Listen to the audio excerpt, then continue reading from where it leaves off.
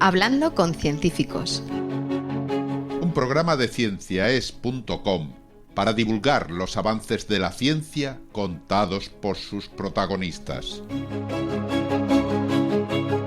Con Ángel Rodríguez Lozano.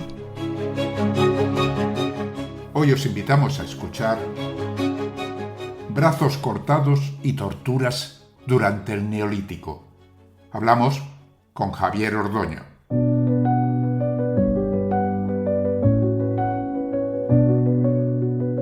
En el corazón del Neolítico europeo, hace unos 6.000 años, comunidades de agricultores vivieron episodios de violencia extrema que hoy nos resultan tan inquietantes como reveladores. En dos yacimientos de la región de Alsacia, en Francia, los arqueólogos han encontrado cuerpos con múltiples fracturas mortales y, todavía más sorprendente, brazos izquierdos seccionados que parecen haber sido utilizados como trofeos de guerra.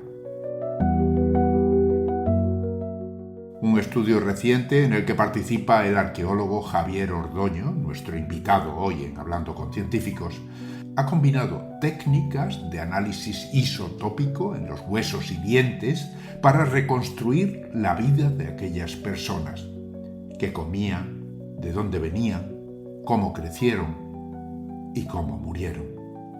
Los resultados muestran que muchas víctimas no eran locales, sino enemigos capturados y ejecutados en rituales de celebración de la victoria.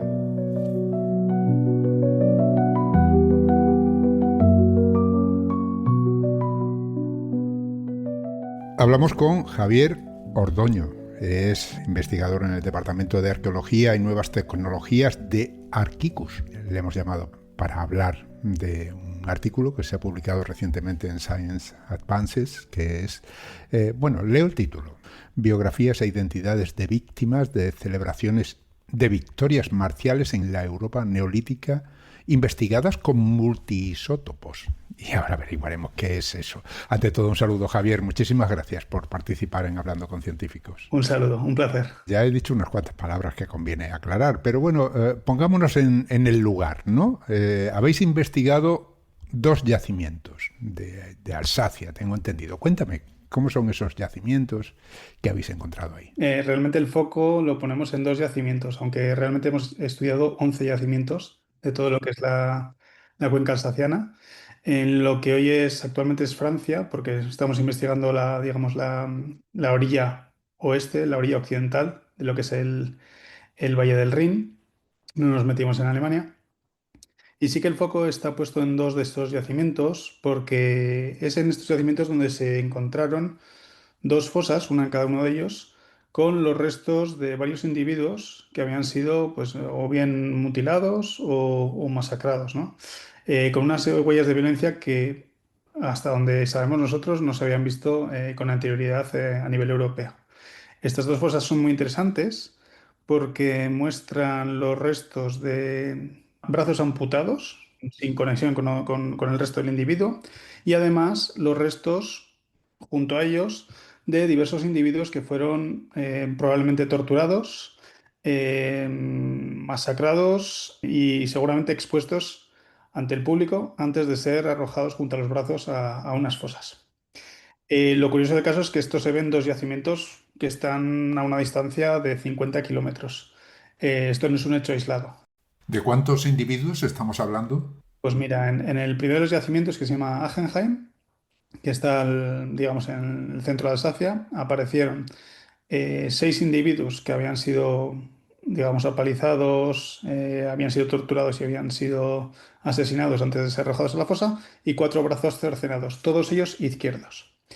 Y en el otro yacimiento, en Bergheim, en la fosa 157, aparecieron los restos de 8 individuos más o menos completos, también probablemente asesinados, uno de ellos con seguridad, y habiendo sido también torturado, y además 7 brazos izquierdos, de nuevo, cercenados y completamente aislados, sin el resto del cuerpo. ¿De qué tiempo hablamos? ¿Cuánto tiempo hace de eso? Hablamos de hace 6.300, 6.100 años, antes del presente, o sea, 4.300, 4.100 antes de Cristo. Bueno, dices que algunos fueron mutilados, maltratados, por decirlo de forma suave, pero eso lo tenéis que averiguar vosotros, ¿no? Porque ahí lo que aparecen son una serie de huesos. Sí, como digo, aparecen una serie de restos esqueléticos en el fondo de una fosa y nosotros cuando estudiamos los individuos se aprecia que los restos humanos tienen una serie de marcas, tienen golpes, fracturas, que además son fracturas que se ven con mucha claridad, que son producidas en el momento cercano a la muerte. ¿Por qué? Porque son fracturas, digamos, en fresco, donde los huesos se rompen de una manera muy particular y que además no tienen ningún tipo de cicatrización. Con lo cual, son fracturas que se producen en el momento cercano a la muerte, que si no causaron la muerte, al menos seguramente pues se produjeron muy cercano al momento de la muerte, ¿no? Pudieron ser, no podemos decir que fueran, digamos, fracturas letales. Alguna de ellas seguramente lo fuese. Pero bueno, sí que son producto de un momento muy específico, cercano al momento de la muerte. Y como digo, pues bueno, hay individuos, de estos individuos que digo masacrados, hay individuos que tienen los cráneos hechos añicos hasta el punto de que faltan fragmentos de cráneos, o sea que esos fragmentos de cráneo se perdieron en el momento de la paliza.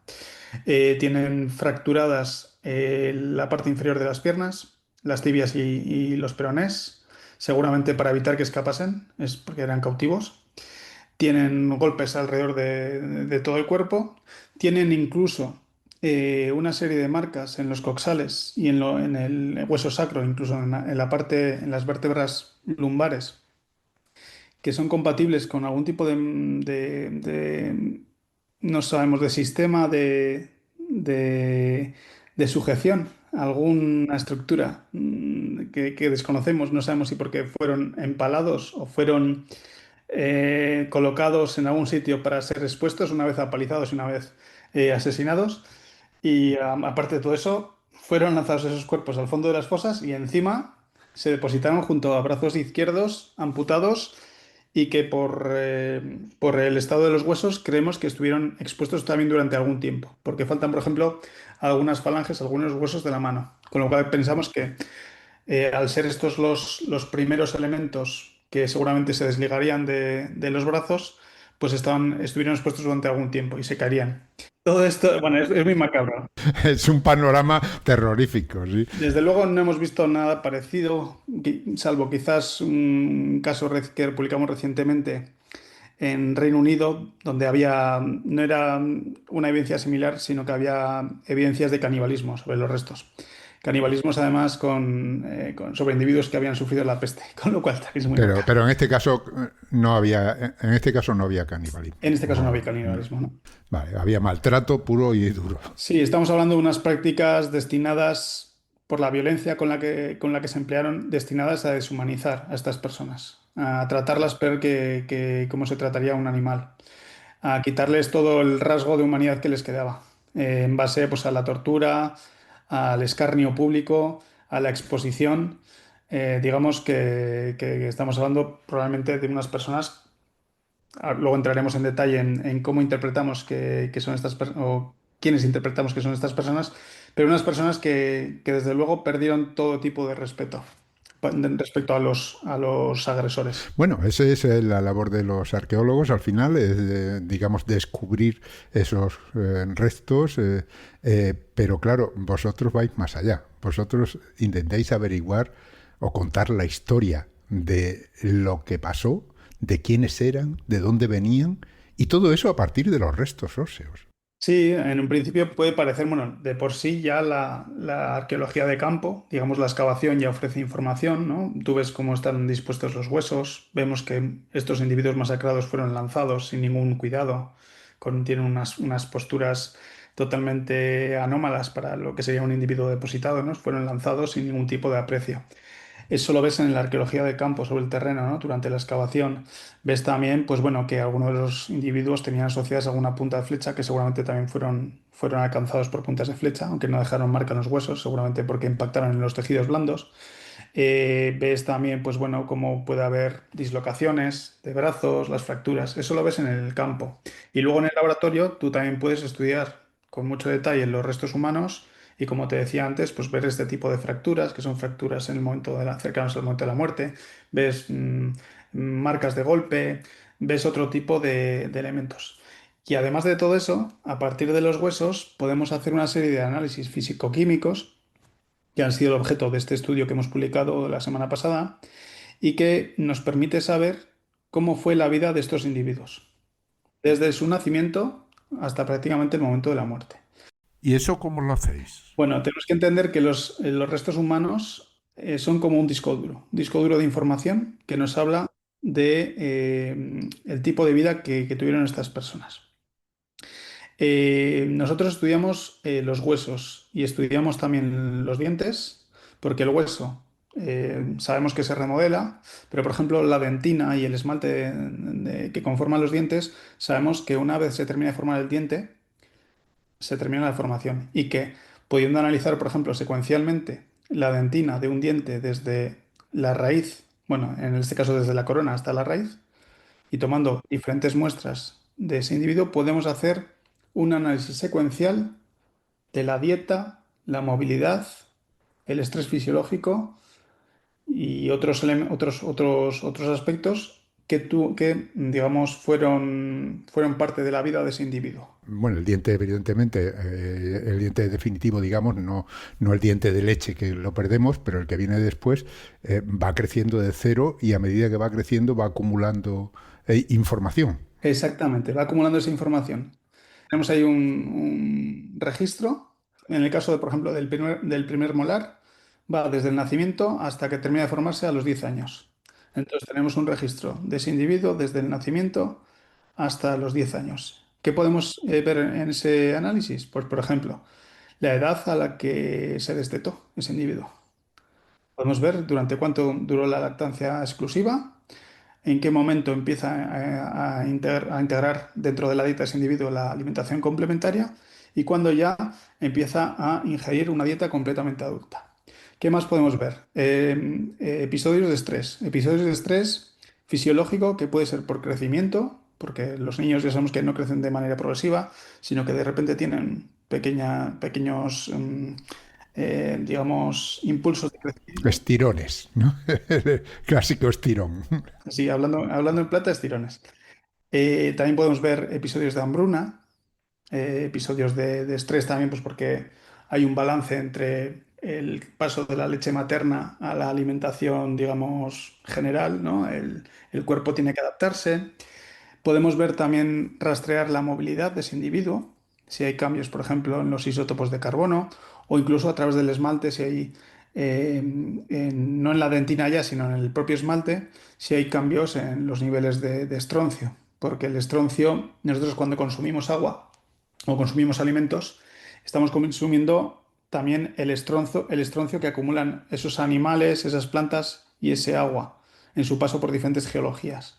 Con lo cual podemos también ver si esos individuos, digamos, tenían unos niveles de estroncio estables a lo largo de su vida, con lo cual podemos pensar, en principio, que son locales, que no se han movido, son gentes sedentarias, o si tienen diferentes niveles de estroncio indicativos de que han recorrido diferentes regiones geográficas. O sea que todo eso lo extraéis de los dientes y de los huesos. ¿Qué información extraéis?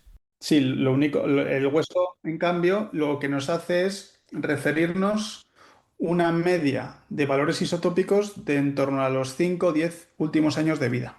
Digamos que es menos preciso, pero bueno, también nos aporta esa información. Hay que decir primero qué son los isótopos antes de meternos en más profundidades. Bueno, pues al final los isótopos son átomos que vamos acumulando también en el cuerpo y que quedan registrando, se van registrando en nuestros tejidos corporales. Y ahí es donde nosotros incidimos a través de análisis geoquímicos y bueno. Voy a ponerme a explicar en detalle cómo se hace, ¿no? Pues se desmineraliza el diente, la dentina, luego se extrae con filtros, digamos, de lo que es el líquido que contiene esos isótopos, se liofiliza, se mete en un espectrómetro de masas, se mide, etcétera, y te da unos valores. Esos valores luego se interpretan de una manera y ya tenemos. Vale, porque hablamos de isótopos. Según he podido leer en el artículo, vosotros habéis analizado isótopos estables, lógicamente. Si fueran inestables se irían perdiendo y entonces cambiarían después. Al ser estables quiere decir que ahí estaban cuando murieron y ahí siguen y no han cambiado. Pero hablamos de isótopos de carbono. Sabemos que hemos oído hablar todos del carbono 14, del carbono 12. Es decir, son átomos de carbono que tienen ahí un neutrón más o dos neutrones más, y entonces esos van en una determinada proporción, también de nitrógeno, de azufre. ¿Por qué esos isótopos informan de un momento, por ejemplo, de la vida del individuo o de una alimentación? Porque se supone que en principio la proporción es Sí. más o menos la misma, pero cambia por estas cosas, o sea, la proporción de isótopos. Sí, al final lo que analizamos, como bien dices, son proporciones, son ratios. Entonces, son ratios que están ampliamente estudiados a nivel general, a nivel del bioma de la Tierra, ¿no? Y sabemos que diferentes ambientes, diferentes entornos terrestres o marinos, pues ofrecen unos ratios diferentes. Entonces, por ejemplo, sabemos que en zonas más áridas los valores de carbono son más altos, cuando en zonas más templadas, más húmedas, los valores de carbono son inferiores. Entonces, Los valores de la razón entre los isótopos, ¿no? Cambia en función de si es un ambiente seco o si es un ambiente húmedo. también si consumes un tipo de plantas, por ejemplo, plantas tipo C3, que son plantas típicas de regiones húmedas, o plantas tipo C4, como el maíz, la piña, que son propias de plantas pues, de regiones o áridas o incluso tropicales. Hay una serie de tipologías de plantas que te van a dar también, si las ingieres, valores diferentes. Ajá. También, por ejemplo, si consumes animales marinos o terrestres. Los animales marinos, por estar, digamos, expuestos a valores más altos de carbono en el mar, tienen valores más altos. Y los terrestres, sin embargo, valores más bajos. O sea, hay una serie de indicadores que más o menos nos permiten poner en un diagrama y localizar un poco, digamos, a qué ambiente pertenecen esos valores. Eso que tenéis una tabla ahí que os dice más o menos la proporción en función No, de... esto más o menos es digamos, bibliografía, por la literatura que está publicada y se conocen más o menos valores, ¿no? Sabemos que, por ejemplo, la Europa del Norte tiene valores inferiores a la Europa del Sur, pero bueno, va un poco todo en relación al clima y al contexto geológico y biográfico. Vale, o sea que entonces vosotros si encontráis en este yacimiento unos huesos o unos dientes, podéis analizar esa proporción que tienen los isótopos de distintos tipos de átomos, puede ser carbono, nitrógeno, azufre, en fin, y analizar esa proporción. Mm.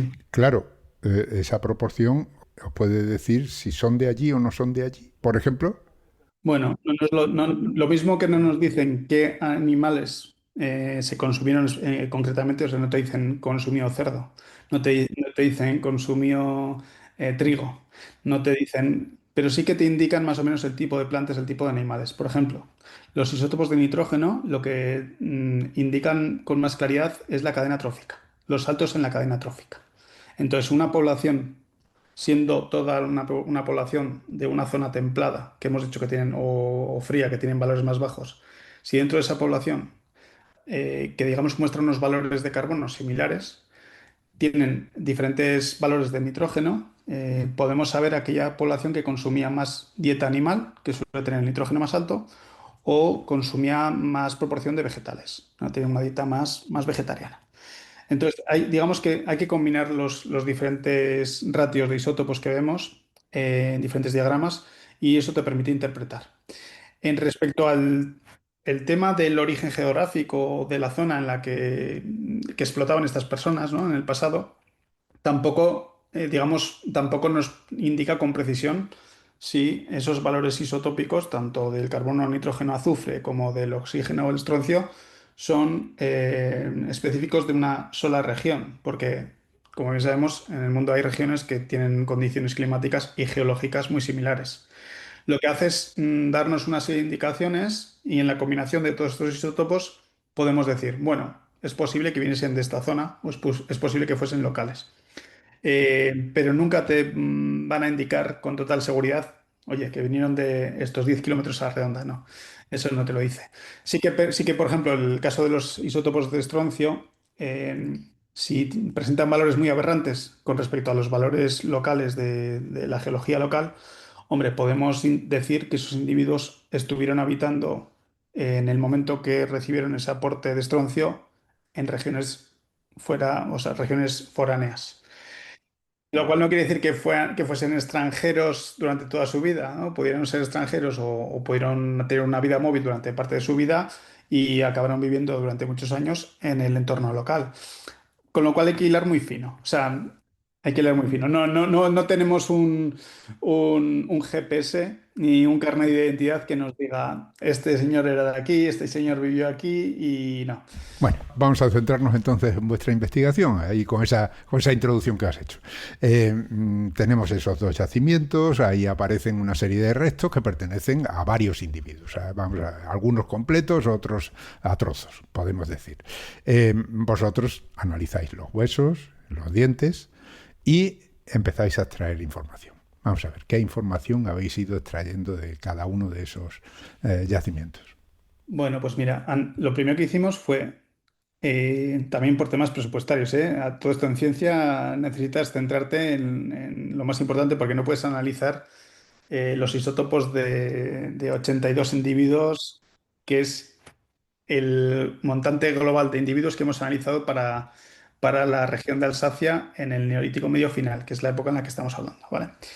No podemos hacer análisis isotópicos secuenciales de todos estos individuos porque son análisis muy caros y bueno, claro, al final la investigación, pues al final partimos de presupuestos. Pero bueno, de esos 82 individuos analizados en toda la región alsaciana, hemos podido hacer isótopos sobre hueso de todos ellos. Isótopos de carbono, nitrógeno y azufre. ¿Qué nos han indicado estos isótopos? Bueno, estos isótopos nos han indicado, en general, el tipo de dieta global que hay en la región. Es una dieta esperable para la región, una dieta consistente en productos terrestres de zonas templadas, donde seguramente tuviesen una importancia primordial el consumo de cereales. Estamos hablando del Neolítico, ya se cultivaban, y el consumo de animales domésticos, vaca, oveja, cabra o cerdo, primordialmente, ¿vale? Esto también es consistente con la fauna que se recupera en los yacimientos de los que estamos hablando. Pero sí que a nivel o más interesante, sí que nos han permitido determinar que existe un gradiente del norte de Alsacia al sur de Alsacia en los isótopos de carbono y de azufre. Esto es un aspecto que tiene que ver seguramente con el clima. Estamos hablando pues, que seguramente el norte de Alsacia igual tiene más influencia, por ejemplo, para el caso del azufre, digamos, las borrascas que entran del Mar del Norte o del Canal de la Mancha. Y el sur de Alsacia, al estar más al interior, pues recibe menos aporte marino. Por ejemplo, en el caso del azufre. En el caso del carbono, pues seguramente la zona más al sur de Alsacia es una zona más fría, también está a más altura. La zona más al norte de Alsacia, pues no. Entonces, hemos podido ver a través del estudio de estos 82 individuos un gradiente en esos isótopos desde el norte hasta el sur. Bueno, esto es a nivel global, lo cual va a ser interesante para luego nuestra interpretación de dónde provenían esas víctimas y cómo se entrelazan con la gente local, que consideramos local, ¿vale? Después de todo esto, ¿qué vimos? Fuimos, digamos, a esos yacimientos, Algenheim y Bergheim, que contenían esas dos fosas. ¿Qué quisimos ver? ¿Por qué había una serie de víctimas enterradas en esas fosas con esas particularidades? Brazos amputados, brazos cercenados e individuos masacrados y asesinados. Y además de esto, también hay una serie de tumbas, no pocas, en los mismos yacimientos, que muestran individuos enterrados de manera normativa en posición fetal, al fondo de una fosa también, sin ningún tipo de violencia, no en fosas múltiples, a lo sumo puede haber uno o dos individuos, sino, pues bueno, depositados con sus ajuares, en posiciones normales y demás. O sea, gente del lugar que habían fallecido por causas diversas, como en cualquier aldea, ¿no? Y que sus familiares pues lo entierran con unos ritos determinados. Vamos a llamar, nosotros le llamamos población de control. Entonces, vamos a ver qué pasa en esos isótopos de hueso entre esas víctimas y esos brazos cercenados y la gente local. ¿Y qué nos dio los isótopos? Bueno, pues en el carbono no nos mostraban ningún tipo de diferencias. Sí nos mostraban diferencias en el nitrógeno. En el caso de Bergen, el yacimiento que está más al sur, veíamos diferencias entre los individuos, entre las víctimas que tenían valores más altos y la población normal o local que tenía valores más bajos, que nos puede indicar que, bueno, quizás las víctimas consumían más proteína animal en vida. Pero lo más interesante de todo fue los isótopos de azufre, de sulfuro. ¿Qué tienen interesante los isótopos de azufre? Que además de darnos información sobre la dieta, sobre todo sobre el consumo de productos acuáticos, de peces, por ejemplo, de río y así, nos permiten ver diferencias. Es un isótopo estable que nos habla también digamos, de la región, ¿no? Del origen geográfico. Porque, por ejemplo, en lugares cercanos a la costa, si es spray marino, por el spray que, digamos, el spray en suspensión que proviene del mar y que entra al interior de la Tierra, trae más aporte de azufre. Entonces tenemos valores más altos. Y también entre regiones se ven valores diferentes. Pues bueno, lo curioso del caso es que nos dio valores de azufre diferentes entre las víctimas y la población local. Las víctimas presentaban un rango mucho más amplio de valores de azufre, mientras que los locales o las personas enterradas de manera normativa mostraban valores muy restringidos, como muy propios de una señal local. Sin embargo, las víctimas nos mostraban valores como muy dispersos. Lo más curioso todavía y lo que nos causó la mayor sorpresa fue que esos valores dispersos se debían a una diferencia entre los valores de los brazos amputados y de las víctimas masacradas en la misma fosa, los que estaban dispuestos en las mismas fosas. O sea que había tres grupos, podemos decir. El grupo local, que tiene unos valores determinados y además muy ajustados, se ve. El grupo que había sido enterrado completo. Eso es.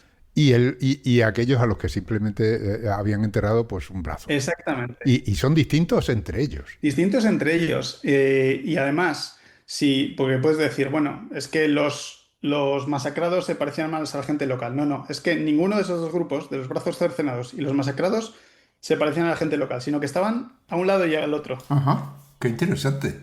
Vamos a tomarnos un pequeño descanso y ahora seguimos con eso. Volvemos enseguida.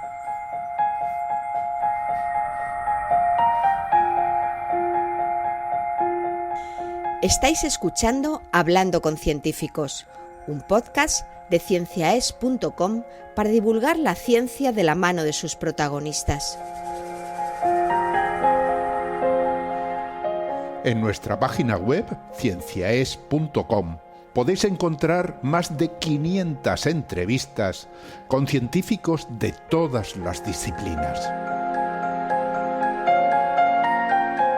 Os invitamos a escucharlas y compartirlas en redes sociales con vuestros amigos y conocidos. Cienciaes.com ofrece un conjunto de podcasts de acceso libre y gratuito a través de iTunes, Spotify, Google Podcasts, iVoox, TuneIn y muchas más plataformas. Todo en cienciaes.com.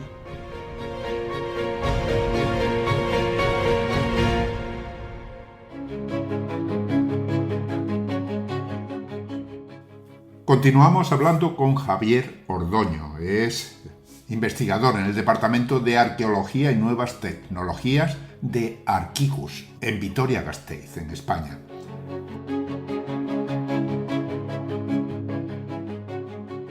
Bien, habías contado lo que habéis encontrado en esos dos yacimientos de Alsacia, ¿no? Ahí hay una serie de cuerpos que han sido, digamos, masacrados, que han sido torturados probablemente, y además un conjunto de brazos izquierdos cercenados. Y ese análisis multiisotópico que habéis hecho revela además que se trata de tres poblaciones distintas. Una es la población local, que habéis estado analizando en enterramientos, digamos, convencionales. Otra es esos cuerpos que fueron maltratados y que fueron asesinados y que están completos. Y otra pertenece a esos brazos que fueron cercenados y que están aparte. Curiosamente, los masacrados presentaban valores más altos de azufre y los brazos cercenados valores digamos, más bajos, ¿no? De azufre. Claro, esto nos causó sorpresa, pero si te pones a pensar, una de nuestras preguntas también era, oye, ¿por qué a estas personas que las depositaron en esas fosas con violencia, por qué recibieron un tratamiento diferente? ¿Por qué a unas están representadas solo por el brazo izquierdo y otras por el cuerpo completo, aunque sea masacrado, ¿no? Entonces dijimos, bueno, igual estamos viendo un patrón realmente, porque es que el mismo patrón se ve en los dos yacimientos.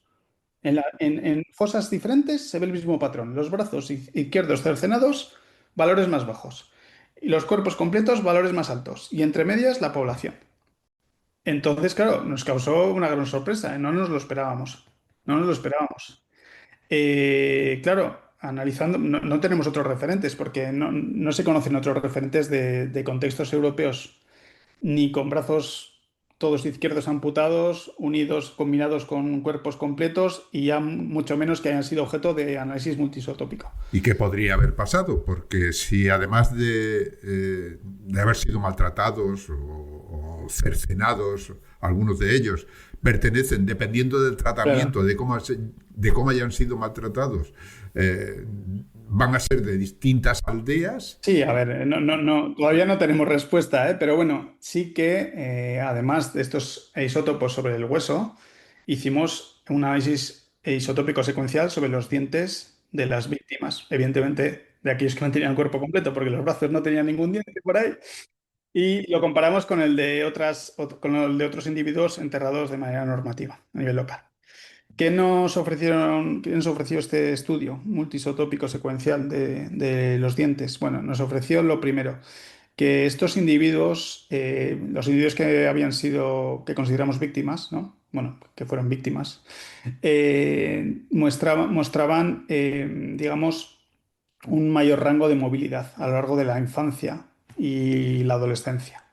Teníamos, digamos, valores mucho más dispersos a lo largo de la vida, cambiantes, digamos, subidas y bajadas de valores, como que se habían movido a lo largo de la vida mucho más. También mayor estrés fisiológico, ¿no? Teníamos una serie de patrones que nos permitían pues sugerir que habían pasado pues, episodios de estrés, pues tipo de carencia de alimentos, también un poco quizá relacionado con esa vida más nómada o más móvil a lo largo de la vida, ¿no? Que también va ligada seguramente pues, más a periodos de escasez o a periodos de... Y bueno, en general nos ofrecían valores también más dispersos a nivel de estroncio, ¿no? Menos consistentes con la señal local. Entonces, qué interpretación sacamos de todo esto? Pues bueno, que las víctimas, desde luego, no se asemejaban para nada durante su infancia y su adolescencia a la población local, que fueron poblaciones más móviles, lo cual es consistente con sencillamente que eran forasteros que habían llegado a la región, habían entrado en conflicto con la gente local que fueron capturados y que fueron, digamos, detentores de ese cruel tratamiento que se les dio y que causó su muerte. ¿Cómo interpretamos entonces la diferencia entre los brazos izquierdos cercenados y los individuos representados por los cuerpos completos, aunque también torturados, mutilados, expuestos y depositados? Pues bueno, es muy difícil decirlo. Sí que los valores, como decía, más bajos de sulfuro quizás puedan decirnos que los brazos izquierdos cortados pudieran venir de la zona norte de Alsacia, no lo sabemos con seguridad. los individuos completos de la zona sur. Lo que sí sabemos a ciencia cierta es que en ese momento en el que se están realizando estos rituales macabros, está ocurriendo probablemente lo que llamamos una guerra de conquista en la zona. Están llegando gente probablemente de la zona de la cuenca parisina y de otras regiones, tanto del norte como del sur, pero al oeste de Alsacia, y están entrando en conflicto con la gente local. Esto lo sabemos también a través de la arqueología, a través por ejemplo, la cultura material. También se empiezan a ver los primeros poblados que se empiezan a fortificar con fosos. Entonces, lo que sí sabemos es que escasamente 100 años después de estos ritos que hemos visto en estas dos fosas, la gente local es sustituida por la gente que viene de fuera. O por lo menos su cultura material, por ejemplo, las cerámicas. El tipo de cerámicas que se traen de la cuenca parisina están sustituyendo al tipo de cerámicas que había a nivel local. ¿Qué sacamos de todo esto? ¿O cuál es nuestra interpretación? Pues bueno, que estas primeras poblaciones que llegan de la zona de la cuenca parisina a Alsacia y que se enfrentan con la población local por un mero tema de ser las primeras que llegaron y por inferioridad numérica, son vencidas por la gente local. La gente local, a algunos les corta los brazos en algunas batallas y a otros los toma cautivos y los sacrifica en actos públicos en frente del resto de la población. Pero que bueno, al final y al cabo van a ser victorias pírricas, porque 100 años más tarde sigue llegando población foránea y al final acaban sustituyendo. Probablemente el hecho de que los brazos y los cuerpos muestren señales diferentes puede ser porque fueron recuperados o capturados en batallas diferentes y que sean parte de población de origen diferente, siempre foráneo, pero un origen diferente. ¿Y en qué os basáis para llegar a esas conclusiones? ¿Tenéis alguna referencia de otras culturas o otros lugares en los que se haya hecho algo parecido? Nos basamos básicamente en otras evidencias que hay a nivel etnográfico. Por ejemplo, en Norteamérica se conoce, que bueno, esto es ampliamente conocido, que diversas tribus de nativos americanos tomaban trofeos de guerra, por ejemplo, las cabelleras. Es uno de ellos, pero no solamente las cabelleras, esto es lo típico que vemos en las películas. Tomaban también brazos, tomaban piernas, manos, las portaban, las exhibían, ¿eh? Pero es que además sabemos que el tamaño del trofeo de guerra era inversamente proporcional a la distancia en donde tenía lugar la batalla. Esto quiere decir que, por ejemplo, en las batallas más lejanas que se traían, evidentemente la mano, no se iban a traer el individuo completo. Pero en las batallas más cercanas, pues se podían traer extremidades del cuerpo completas o incluso partes del cuerpo pues, más grandes, ¿no? Esto está documentado a nivel etnográfico. Entonces podemos poner... Bueno, eso a mí me recuerda, estuve en Egipto el año pasado y en uno de los relieves que se representan en uno de los templos egipcios, lo que hay representado es un enorme montón de manos izquierdas que correspondían a una batalla que había ganado el faraón y que utilizaban las manos izquierdas para contabilizar los muertos del enemigo. Sí, un body count que le llaman ahora, el body O sea, count.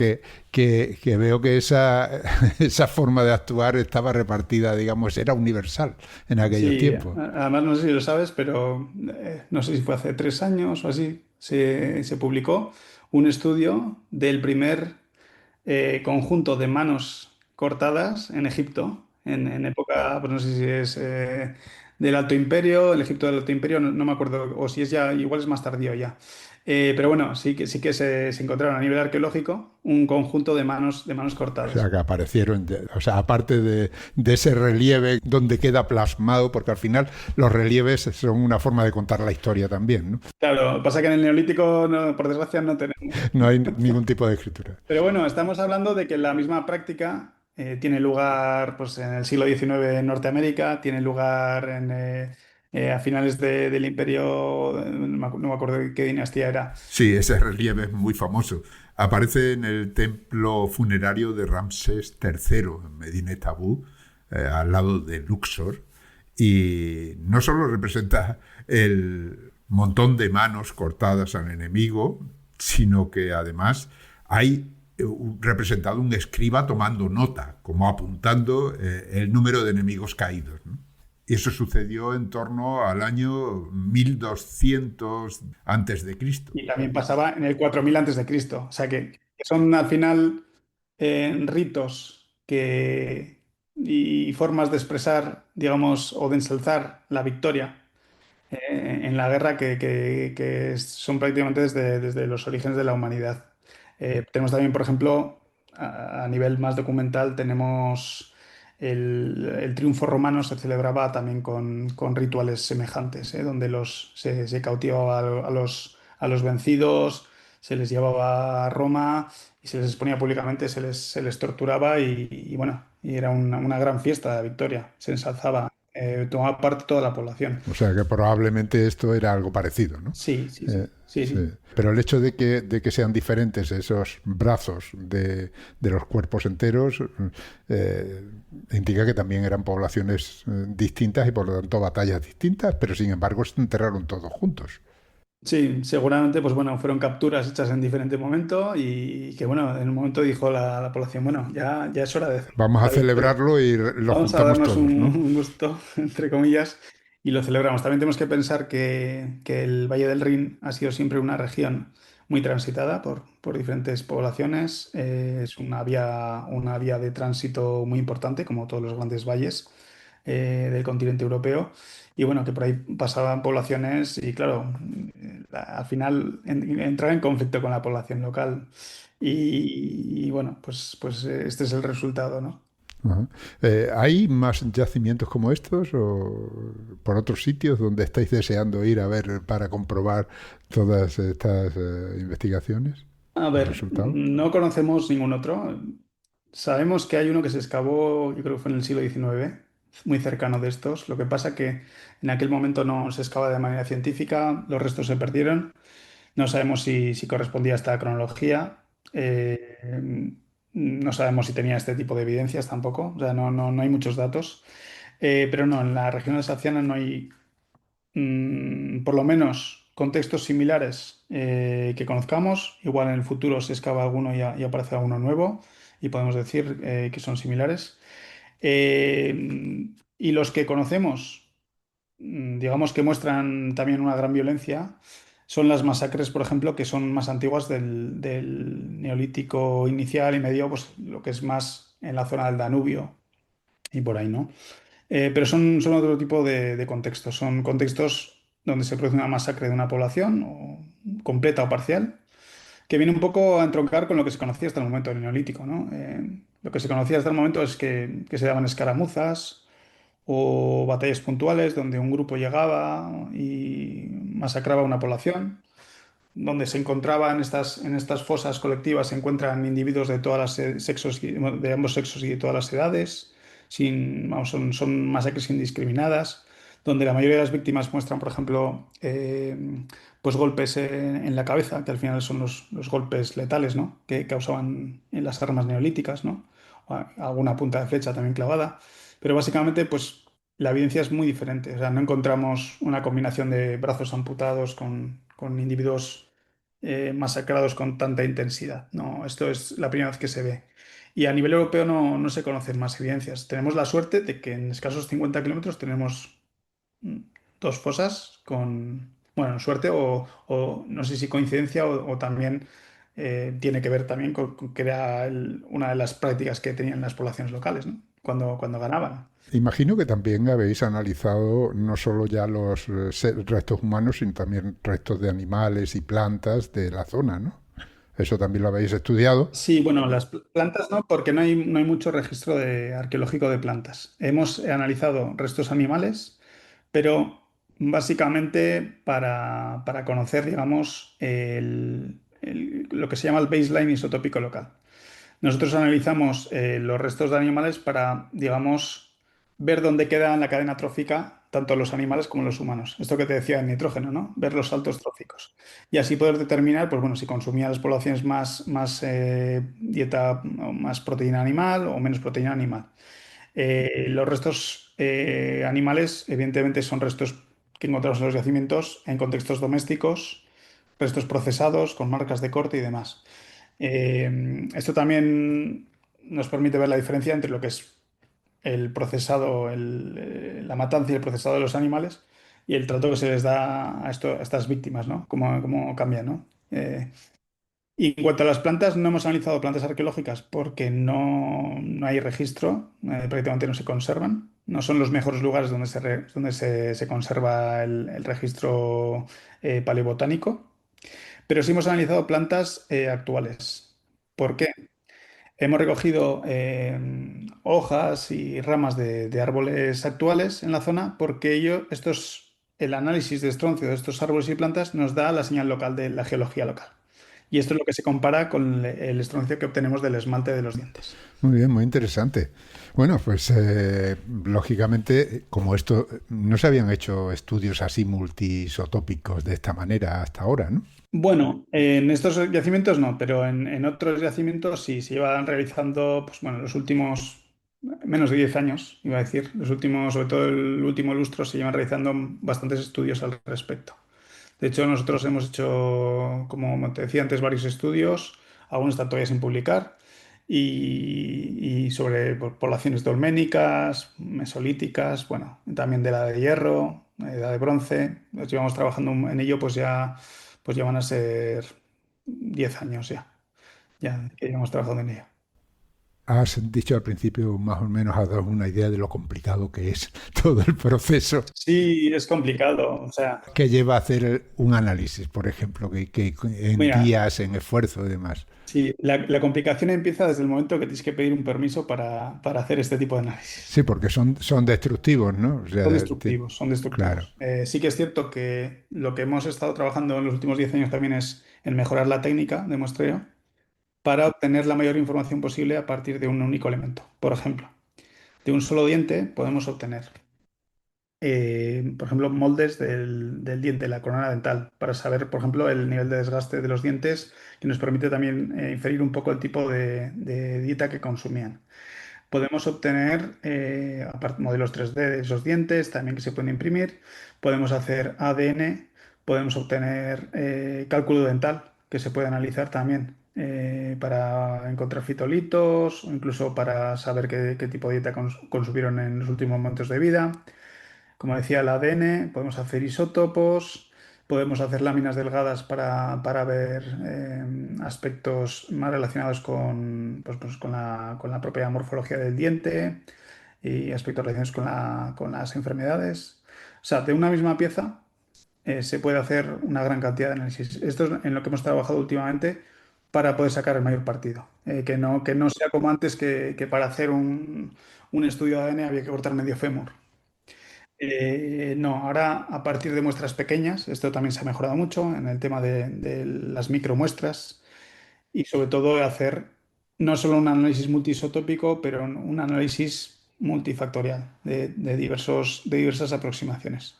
En esto es en lo que estamos trabajando últimamente, proponiendo protocolos nuevos que también de cara a las instituciones curatoriales, a las instituciones museísticas, les permita decir, oye, mira, vamos a concederles el permiso, van a hacer un muestreo destructivo, pero sobre una muestra muy pequeña y van a obtener la mayor cantidad de información. Que en el futuro, evidentemente, vendrán nuevos estudios más precisos y que necesiten menos cantidad y lo hagan mejor, desde luego. Pero bueno, estamos trabajando en ese sentido. Y como te digo, la complejidad empieza en el momento que te tienen que dar un permiso para analizar. No veas los meses que lleva, que te den un permiso, las personas que hay que contactar y demás. Y luego ya, una vez obtenido permiso, que es el paso, diría yo, más importante, es ir a los lugares museísticos, realizar allí los muestreos con varias personas mirándote por encima del hombro para que no dañes más de lo que te han dejado dañar, porque tienes que extraer las muestras. Y luego ya es todo el proceso de laboratorio, de análisis de las muestras, lectura de los valores, luego ya trabajo estadístico de esos valores, interpretación. preparación de las publicaciones, que ese es otro tema, lo que lleva a pasar por los pares ciegos hasta que están de acuerdo y a publicar. Estamos hablando de años de Ya. investigación. Bien, eso es lo que tiene. Pero al final se ve la luz al final del túnel y se obtiene el resultado y ahí está esa publicación que acabáis de sacar que es una maravilla, porque la verdad es que a mí me ha abierto un mundo que desconocía totalmente. Vamos a dar un paso al lado y te voy a preguntar por el equipo con el que has trabajado. Cuéntame, háblame de las personas que habéis intervenido y bien, cómo lo habéis hecho. Bueno, pues evidentemente tengo que hablar de la autora principal, Teresa Fernández Crespo, que es la ideóloga, la que se ha encargado de idear el proyecto, porque es un proyecto que además va asociado a una beca Marie Curie de la Comisión Europea que obtuvo ella y que permitió financiar los estudios, pero bueno, que fue el proyecto que ella presentó a la Comisión Europea y que fue concedido, ¿no? Y es la ideóloga y la que ha dado los análisis, los estudios, la experta en isótopos. Y yo hablo aquí como coautor, pero ella sabe mucho más. Y bueno, pues al final la promotora del trabajo, ¿no? Además de ella, la supervisora de esa beca Marie Curie, que es Gwen Good, del CNRS francés y de la Universidad de Aix-Marseille, bueno, que fue un gran apoyo porque también es experta en isótopos, y junto a ella también Rick Schulting, que es experto en isótopos y temas de violencia también esquelética de la Universidad de Oxford. Digamos que esas son las tres personas digamos, idearon el proyecto y digamos, lo movieron adelante, ¿no? Luego hemos contado con la inestimable colaboración de Christophe Snoek, de la Universidad de Bruselas, que es un experto es químico y es experto en análisis de isótopos, sobre todo para el tema del estroncio.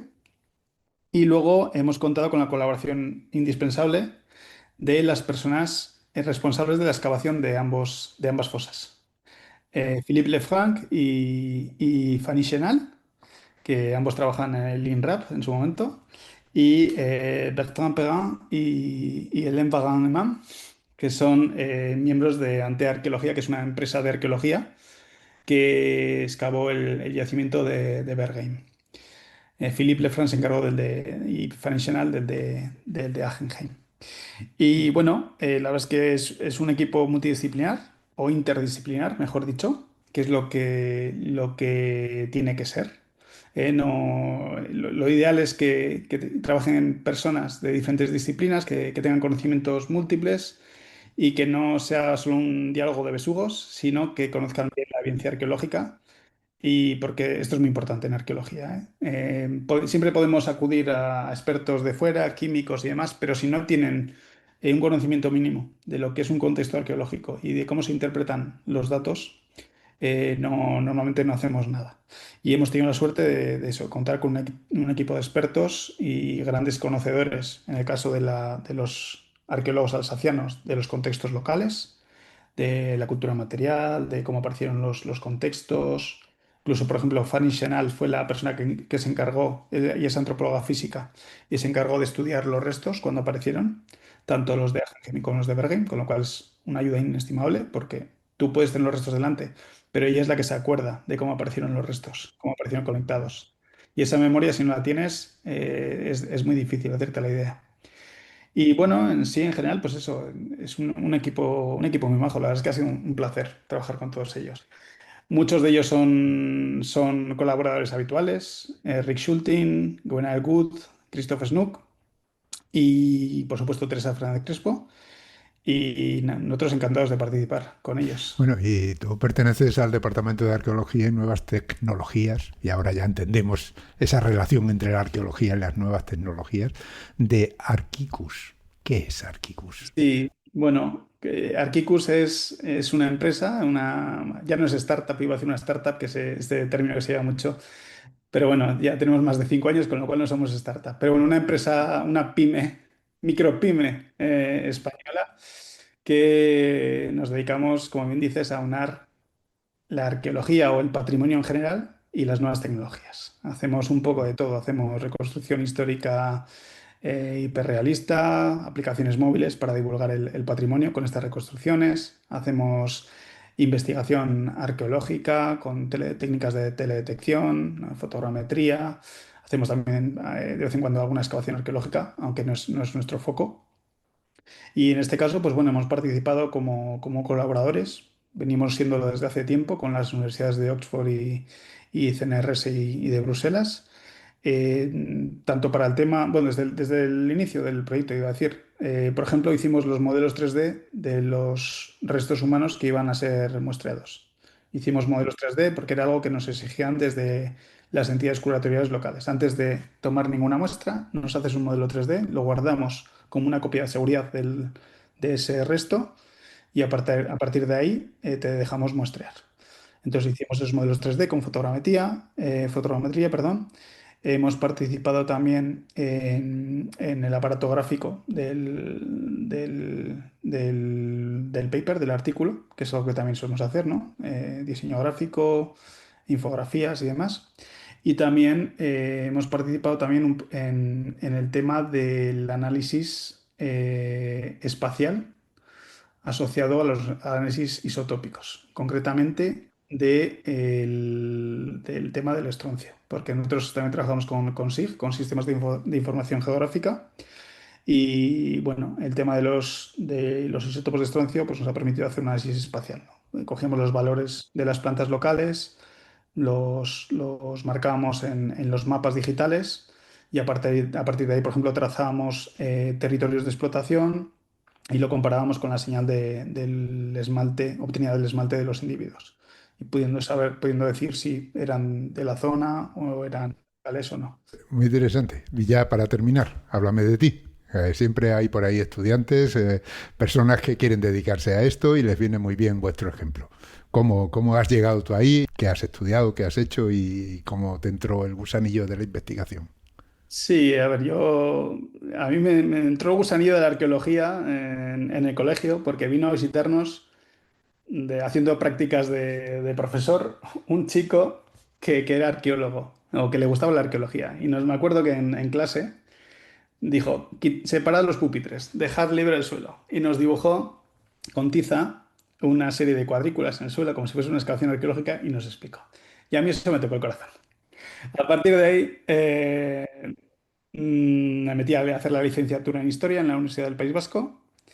Obtuve la licenciatura, me encantó la arqueología, en concreto la arqueología prehistórica, ¿no? El mundo de la prehistoria. Y a partir de ahí empecé a investigar. Una vez terminada la carrera, hice los cursos de doctorado, porque por entonces no había máster. Obtuve el diploma de estudios avanzados en prehistoria. Me empecé a dedicar al mundo de los neandertales, a hacer investigación sobre temas de territorialidad, temas de SIG, análisis espacial. Y luego, pues bueno, empecé haciendo un poco de todo. Excavaciones arqueológicas, investigación. Me empecé a interesar también, junto con mis socios, por el tema de la reconstrucción virtual del patrimonio. Y entre pitos y flautas, como quien dice, pues creamos Archicus. Y bueno, desde entonces, pues yo me definiría más que como un hombre de orquesta, porque es que hago de todo. Y hago de todo y al mismo tiempo no tengo tiempo para nada. O bueno, tengo tiempo para mucho, pero no para todo lo que me gustaría. Muy bien. Pues aquí te hemos quitado un trocito del tiempo, pero bueno, sirve para que los que nos escuchan sepan lo que hacéis y sobre todo este magnífico trabajo que nos ha servido para saber realmente lo mucho que se puede averiguar con muy poquita cosa, ¿no? Con ese trocito que os permiten coger como muestra y analizar. De eso se trata. Yo diría que aparte de los resultados y del interesante de los contextos y de las interpretaciones, hay que un poco ensalzar el aspecto científico de la arqueología actual. Eh, Cómo a través de investigaciones interdisciplinares eh, muy detalladas, que van no solamente a sacar la máxima información posible a partir de unos restos pequeños, sino también digamos, a mejorar la capacidad de conservación de esos restos, aunque sean objeto de análisis destructivos. Pues bueno, como estamos cambiando un poco el alcance de la arqueología y el alcance de las interpretaciones que obtenemos, ¿eh? Ya no es solamente excavar, recuperar, conservar, consolidar los restos, analizarlos, ver las tipologías de cerámicas, que también es muy interesante, ¿eh? Tipologías de cerámicas, ver cómo estaban dispuestos los esqueletos, etcétera, sino que podemos ir más allá. Y se nos abre un mundo nuevo con las nuevas técnicas, que son técnicas que, ya te digo, pues, no solamente la paleogenética, ¿no? Que está cambiando el mundo, ¿no? Cómo conocíamos el presente y cómo conocíamos el pasado, sino otras técnicas como los análisis multiisotrópicos que nos ofrecen unas perspectivas que hace unos años eran impensables. Muy interesante. Bueno, pues aquí nos despedimos, pero es un hasta luego, porque yo quiero que más adelante sigas contándonos cosas. Sí, y espero que sí, vamos. Investigaciones,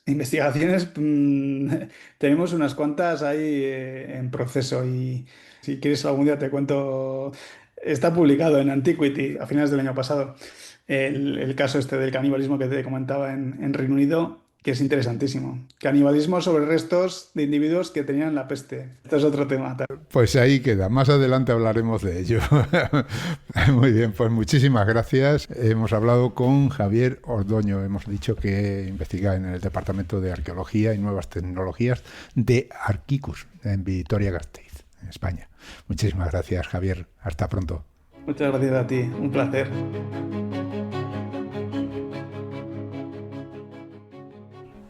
Y como siempre, antes de despedirnos, tengo que recordaros que Hablando con Científicos y el resto de los podcasts de cienciaes.com son posibles gracias a vuestras donaciones. Es nuestra única fuente de ingresos. Así que, si escuchas nuestros programas, si te gustan y todavía no te has unido al grupo de mecenas, ánimo, únete. Visita cienciaes.com, pulsa el botón de donar y elige cualquiera de las opciones que ahí se ofrecen. Han escuchado ustedes Hablando con Científicos, con Ángel Rodríguez Lozano. Cienciaes.com. Ciencia para escuchar.